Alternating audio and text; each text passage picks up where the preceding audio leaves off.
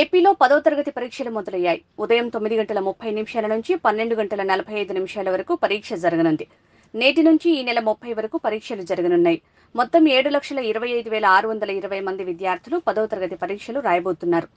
వారిలో రెగ్యులర్ విద్యార్థులు 6,23,092 మంది, రీ ఎన్రోల్ అయిన వారు 1,02,528 మంది ఉన్నారు. రెగ్యులర్ విద్యార్థుల్లో 3,17,939 మంది బాలురు, 3,05,153 మంది బాలికలు ఉన్నారు. రాష్ట్ర వ్యాప్తంగా 3,473 పరీక్షా కేంద్రాలను ఏర్పాటు చేశారు. బస్సుల్లో హాల్ టికెట్లు చూపించి విద్యార్థులు ఉచితంగా పరీక్ష కేంద్రాలకు చేరుకోవచ్చని పాఠశాల విద్యాశాఖ తెలిపింది.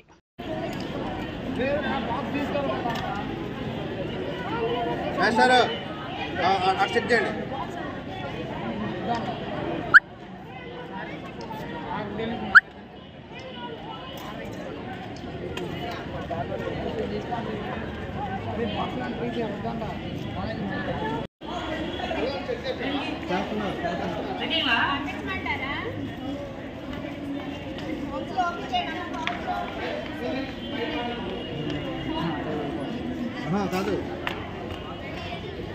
మేడం, మీరు తొందరగా పంపించండి, టైం అయిపోతుంది వాళ్ళకి.